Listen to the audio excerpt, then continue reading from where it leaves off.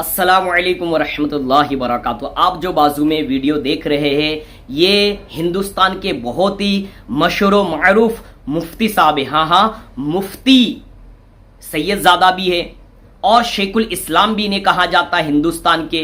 تو ان کو آپ دیکھیے کہ ان کے بیان میں کیا کہا جاتا ہے۔ آج لوگ کہتے ہیں نا کہ فلاں نکاح پڑھا ہے تو نکاح نہیں ہوگا، فلاں یعنی خود ہی مفتی بن جاتے ہیں، کہتے ہیں کہ وہ نکاح پڑھا ہے تو حرام ہو جائے گا۔ نہیں، پہلے مسائل سیکھیے کہ مسائل کا سیکھنا بہت ضروری ہے۔ کہ دیکھیے شیخ الاسلام حضرت سید ہاشمی میاں کے بڑے بھائی جنہیں مدنی میاں کہا جاتا ہے، اور گجرات میں کچھ لوگ ان کو مدنی باوا بھی کہتے ہیں، پیار سے محبت سے گجراتی لوگ۔ تو ان کے چرچے بھی بہت ہیں اور یہ بہت بڑے پائے کے مفتی بھی ہے، اور ان سے کافی لوگ بیعت بھی ہے، ان سے فیض حاصل کرتے۔ ظاہر سی بات ہے، جو اللہ والے ہوتے، جو نیک ہوتے، جو پرہیزگار ہوتے ہیں، جن کے پاس اللہ تعالی نے علم کی دولت عطا فرمائی ہے، ان سے تو لوگ تو فیضیاب ہوتے ہی ہے، ان سے بھی فیضیاب ہوتے۔ لیکن جن کی سوچ ہے کہ فلاں اگر نکاح پڑھا ہے تو نکاح نہیں ہوتی ہے، تو کچھ لوگ غلط مسائل بیان کرتے۔ ہاں انہوں نے کہا کہ نکاح ایسے سے پڑھاؤ جو دعا کرے تو ان کی دعا بھی قبول ہو، برکت ہو۔ تو آپ ان کے پورے بیان کو سنیں گے اور دیکھنا کہ کن کے تعلق سے کیا کہتے۔ کچھ لوگ فتنہ پھیلاتے بہت، ٹھیک ہے، تو فتنہ پھیلانا یہ چھوڑے اور اس ویڈیو کو سنیں، اور سننے کے بعد آپ خود دیکھیں کہ خود دیکھے کہ یہ کیا کہتے۔ ارے بھائی، ایک مفتی جب کہہ رہے کہ نکاح ہو جائے گی تو پھر دوسرے جو فتویٰ دے ان کی بات کیوں مانے؟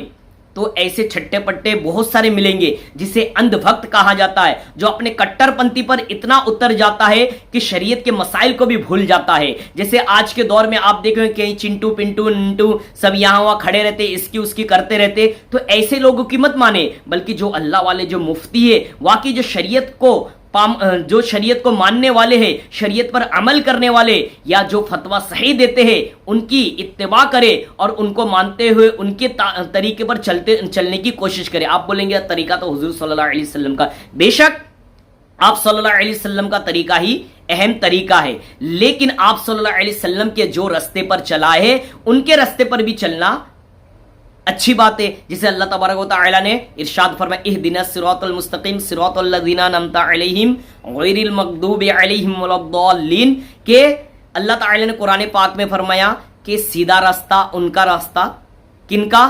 جنہیں انعام عطا فرمایا، انعمت علیہم، جن پر انعام عطا فرمایا۔ تو انعام اللہ والوں پر کیا جاتا ہے، ٹھیک ہے۔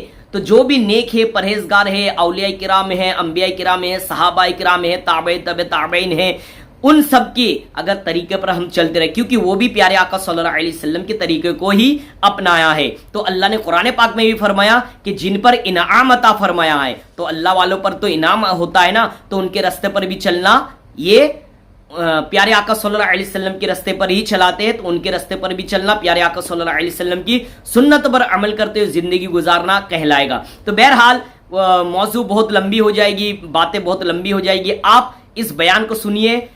شیخ الاسلام حضرت سیدنا ہاشمی میاں کے بڑے بھائی مدنی میاں، ٹھیک ہے۔ آئیے سنتے اس ویڈیو کو، اگر اچھا لگے تو شیئر کرنا۔ اور مگر ایک بات ہے کہ نکاح اس سے پڑھاؤ جس میں برکت ہو۔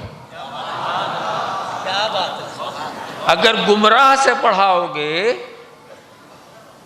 تو بے برکتی ہوگی۔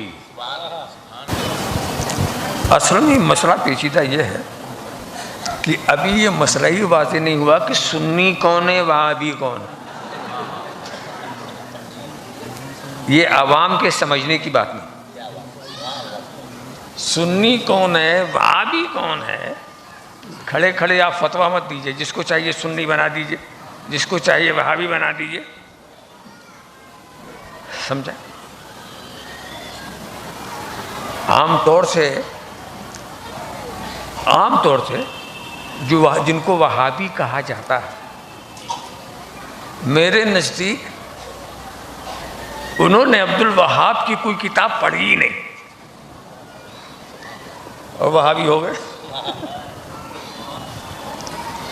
جن کو کہا جاتا ہے وہ زیادہ سے زیادہ درجے میں گمراہ ہیں اور ان کو کسی معنی میں کافر نہیں کہا جا سکتا۔ عوام کا تو معاملہ ایسا ہی ہے، علماء کی بات الگ ہے۔ عوام میں جو اپنے کو وہابی سمجھتے ہیں ان سے پوچھو تم وہابی کیوں ہو، وہ نہیں بتا پائیں گے۔ تو لہٰذا اتنی گہرائی جو عوام کے سمجھنے کی چیز نہیں ہے، اس میں گہرائی میں جانے کی ضرورت نہیں۔ اب رہ گیا کہ نکاح پڑھا سکتے ہیں، تو نکاح میں پڑھانے والے کا کیا دخل؟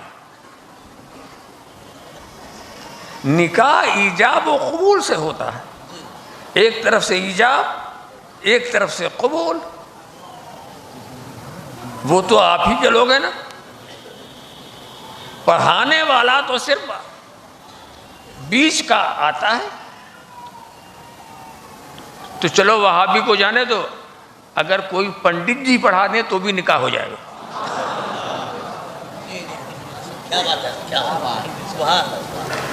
کسی پڑھانے کا اثر نکاح کے ہونے پر نہیں ہوتا۔ ایجاب و قبول پر تو نہ ایجاب انہوں نے کیا نہ قبول انہوں نے کیا۔ ایجاب والا اور ہے، قبول والا اور ہے۔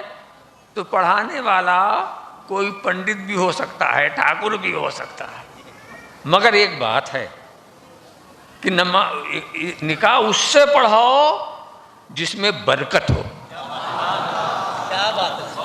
اگر گمراہ سے پڑھاؤ گے تو بے برکتی ہوگی، اور بے برکتی کا زوال جو تمہارے بچوں پر پڑے گا، بے برکتی کا جو اثر ہے۔ تو لوگ ایمان والوں میں بھی تلاش کرتے ہیں کسی متقی کو، کسی عالم کو، کسی فاضل کو، بھی ان سے نہ پڑھاؤ، اس میں برکت ہے۔ ہاں، تو اس میں گمراہ بدراہ، اس میں اس کا کوئی مسئلہ نہیں۔